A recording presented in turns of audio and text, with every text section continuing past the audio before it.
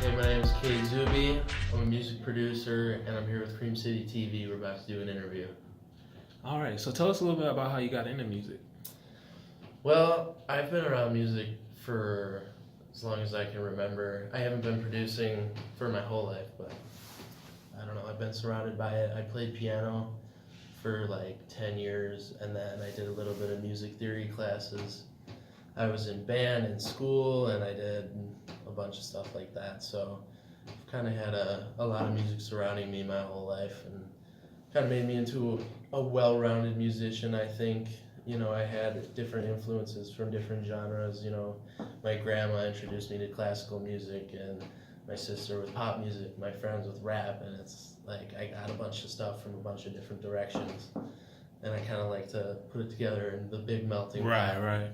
That's interesting to think about because I think about like how I got introduced to like certain styles. Like I was personally introduced to classical music because I had anger issues when I was little, and they would like play anger. They would play like classical music when I was like acting the fuck up. So like another thing about classical music is whenever we'd go on road trips or anything, or when we went on, I mean, everything was like a road trip when you were little. Right. Everything seemed like super long, but my dad would always play classical music to get us to fall asleep, so we'd stop yelling in the back seat. Yeah. So that was always kind of something there to relax me, kind of like you said about yourself. Right. So yeah, it was kind of intertwined into me. So along with piano, then what other instruments do you play? Just piano predominantly. I played trombone in school, which was pretty cool. Right. See, I like brass. I got started with like the trumpet. Yeah. And then kind of progressed from there. So that with that kind of said, how did you transition from like live instruments into production? Well, even when I started playing piano, I started when I was like 6 years old. I would write little songs on pieces of paper and like kind of create my own music. Are we talking like sheet music paper? Or yeah. Oh, okay. Like little note cards that I'd write the staff and the bar lines and everything. Gotcha. Yeah, this was when I was really young. So I kind of always had an interest in composing. Right. Even if I had no idea what I was doing, I just kind of like the idea of making music. You know, and every once in a while I'd bust out like a song that I think of on the piano, and then it kind of just snowballed. Once I got older, I started really listening to music a lot more, and I was in the shower one day. It was a shower thought.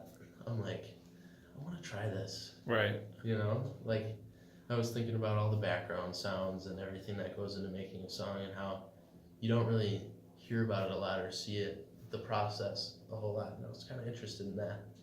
So as soon as I got out of the shower, I went online and I went and I found a little online audio production, like free website that you could make loops on and stuff. Okay. And I messed around with that for a while, and I'm like, this is pretty cool. And then I got FL Studio and upgraded a little bit. Industry standard. Every time I hear FL Studio, it's industry standard. Yeah. So like with you kind of getting into like the production thing, and who are some of your favorite artists to work with then? Well, I've been working predominantly with Genesis right now. We just made the Lucid EP, which came out last year. Which was fire, by the way. You like that? Which was fire. Thank you. And we're working on something new that's going to be coming out here in the next couple of months. So I've predominantly been with him. I've met with a couple other people to get started on some stuff. Me and Jane Joyce just started some stuff. Okay. She's also on House of Rangy. Right, I'm familiar with her. Yeah. And then I was just in here with Golden Child. Do you know him? Yep, I'm familiar with the name. I don't know him personally. He's Genesis' other producer. Yeah. So we're collaborating on some stuff for a different project for another artist. So I don't know. I haven't gotten a whole wide array of artists yet. Right. I don't know. Who would you like to work with then, or like who are some of your top? Like dream artists. Let's do both. Let's do kind of start with like more realistic, like closer, and then do like dream artists. I've always had a big respect for Webster X. Okay. If we're talking local, I just think he's smart about his music, and it's really creative, and I've always liked it. So I feel like locally he's someone that I'd like to work with a lot. Mm-hmm. And then big time, I don't know. There's a lot of people, and it's not even rappers too. Like I feel you. like a lot of the beats I make, I hear singing on them. I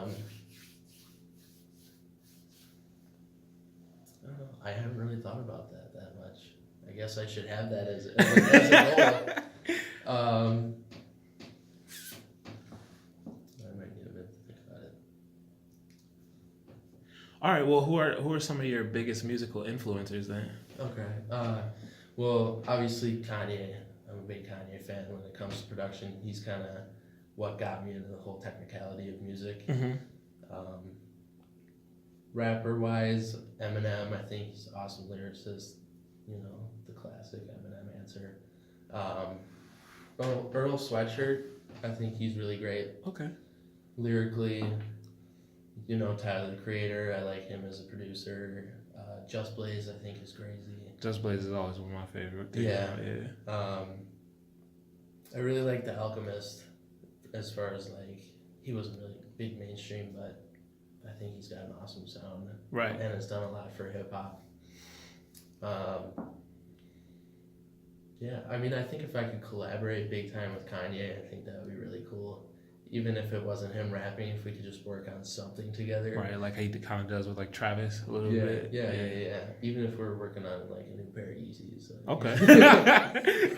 like whatever. It is gotta be music, like just about fuck with shoes. Ye for a little I bit. just want to be there. You know? No, I feel like he's a really smart guy. Yeah. And there's a lot of controversy around him, but I mean, and you can talk about that a lot because it's like anybody that's extremely smart, there's gonna be like a little bit of madness there. Of course, and especially when you're a musician. Right. I think about like how a lot of people like stigmatize entertainers in general, just how they're supposed to kind of be like these superhero figures. Yeah. But at the end of the day, they are artists, and at the end of the day, for your art to be like interesting and unique, you have to be loose somewhere. Yeah. You know what I mean? You really have to push yourself when you're in the public eye like that. People don't really think about that much, you know. Everyone's watching you, and everyone wants you to be the perfect person for them. Right. And it's like no one really understands that, and it's Selfish just as so fuck. much pressure. Yeah, that's tough. And like even when you're as big as Kanye, and are as different of a person as Kanye is, I think it's Always under that microscope. yeah. I think it's understandable. He does say some crazy stuff that I don't agree with. He's always said crazy shit though, because even even when he was at the top musically, like in his prime musically, he was hopping on stage just snatching microphones from people, and blurting out. Good. And I mean, like from the beginning, it was kind of like on the side of minorities, but he's kind of transitioned into just saying wild shit in general. Yeah. But I think a lot of it has to do with him being secluded from general population, you know what I mean? Yeah. Like he's that superstar figure. He's not around normal people. Yeah, and I tend to separate his public persona from his musical persona because he's done so much, and he's really like probably one of the biggest influences in the music industry, especially for artists today. You know, it's easy to forget about that stuff. When he's done so much for music. Of course. All right. Well, let's draw it back a little bit. Yeah. Let's just talk about Kanye. That's fine. So when you kind of like hear about like the Milwaukee music scene, what first comes to mind? Man, I just think about all the stuff that we're doing right now and how the Milwaukee music scene is kind of on the rise right now. You know, hip hop especially. I think it's becoming a little more predominant. You know, with Ishtar getting where he is right now and being in White Boy Rick, which was awesome. I think that's putting on a good name for the city, and people like Genesis who are climbing up and, you know, slowly becoming bigger. There's a bunch of artists like this, Web Sharks too. Right. I think it's just starting, and I'm really happy that I can be a part of this and kind of be at the foundation of it and put my footprint in it, you know. Okay, well, expand on that a little bit more. What do you think you personally bring that's a little bit different from what everybody else has? I don't know. I think I have enough experience with people and with music that I know the direction that I want to go, but I don't have all of that experience in the industry to where I can kind of take it in a different direction than where we've been going with everything. Like, for example, I'm really big into interpersonal communication when it comes to artists and producers, because I feel like that's really an impersonal kind of back and forth, you know, and a lot of the times it's just people buying beats online and here's your beat, there's a transaction, right? Send me the link when it's done, you know, or shout me out on Instagram. I like to work with people, you know, I like to meet with them, and I kind of like to get to know them. Even before I talk to them, like I'll check them out and I'll figure out what kind of music they like and what kind of person they are, and you know, if that's someone that I want to work with, I'll talk to them and set up a day where we can meet.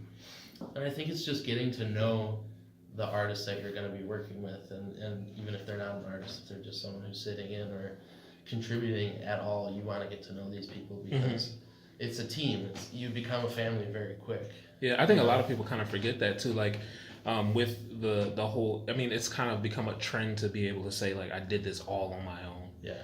But it's impossible. Yeah, because being independent right now is kind of the trend, which is super cool. I think that's awesome. Independence and, you know, not signing to like a major record label, I think that has its upsides for sure.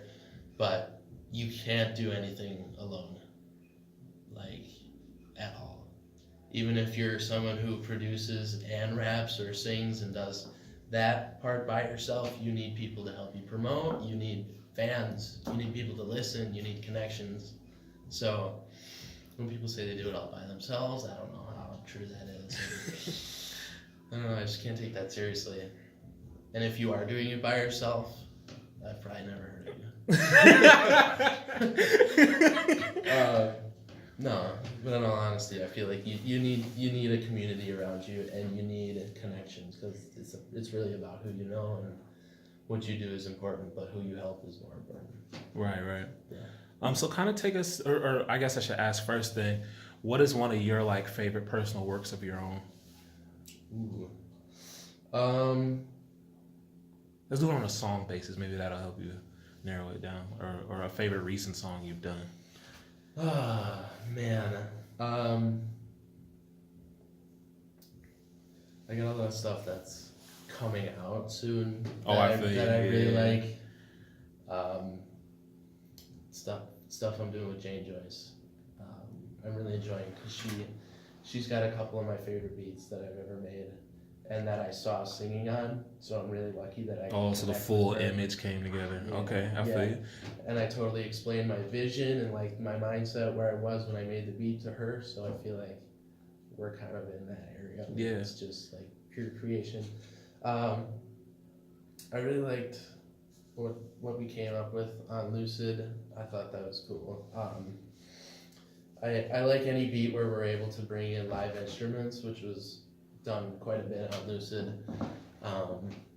Like Back to the Basics, the opening track, there was live strings on there, and Constellations had a flute, and you know, it's just kind of cool when you sit at your desk and you make all these digital sounds, and then you can have real instruments come in and kind of tie in with that. I think that's awesome. Okay. Well, kind of take us through like a little bit of like your creative process. Okay. So it really differs for me. I mean, it depends what inspires me on a certain day and what I need to get done and the kind of mindset I'm in, but most of the time it's just me listening to music, and I'm a really active listener when it comes to music. Like, I listen to every layer, you know, the tempo, the beat, everything, and you know, that really makes me think about me as a producer, and if I can do that stuff, and if I could push myself to try what these other people try. And sometimes that just makes me want to get going, so I'll hop in my room and I'll get on the computer and I'll get going. You know, and I'll search for a sample or something. I love doing that. I feel like that's always fun. Yeah, and a lot of times I find music that I would actually listen to, because you know you're listening through so much music, and I just search through YouTube, so I'll do like suggested videos, and I'll just surf through YouTube and try to find a sample that I like.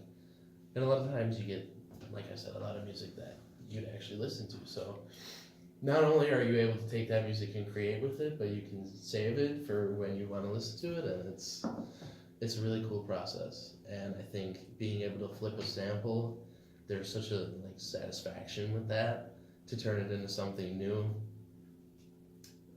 Right, going from like, this is what it was supposed to sound like, and this is kind of what I did. Yeah, especially when you can turn it into something totally different, like change its genre. Yeah. That's so cool. So cool.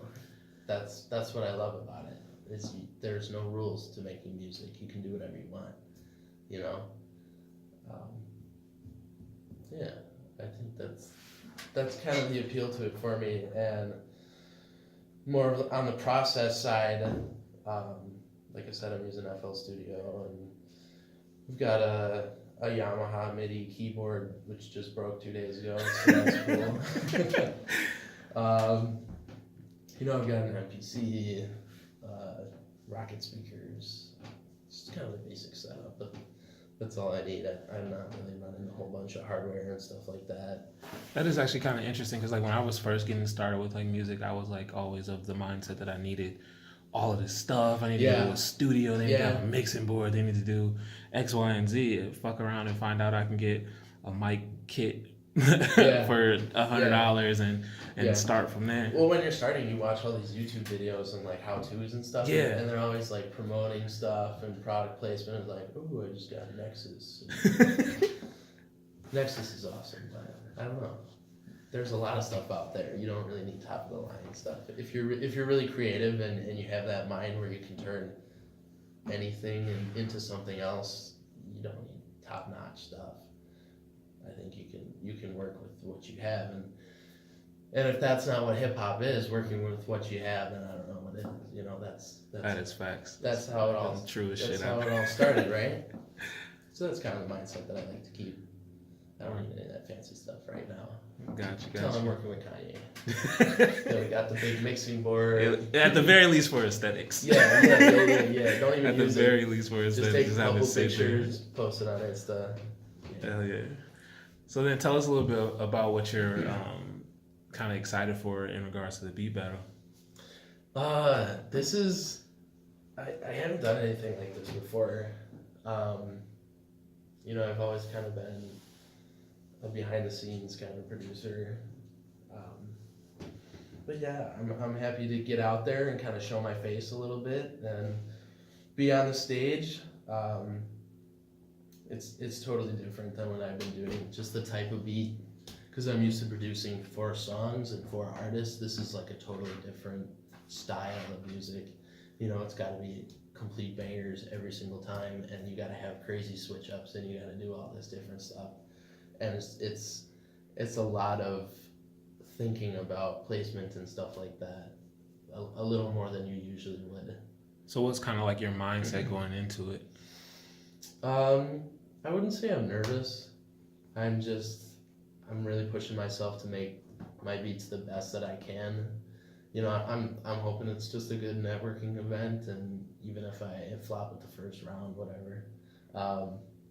Hopefully I meet some cool people and other artists that share the same mindset as me, and I get to do cool stuff like this, a couple of interviews. That's awesome. Yeah, I'm just happy that I was chosen and accepted to be in the final 16. I think that's awesome. That's what's up. All right. Well, go ahead and give some shout outs. Oh man, well, shout out Genesis Renji, Jane Joyce, all the people that I'm working with right now, Golden Child. Shout out Alex Eichner for being my big supporter. He's a friend of mine. He's always supported me through this. You know, my family, obviously, my sister Taylor and John, they've been really helping me out.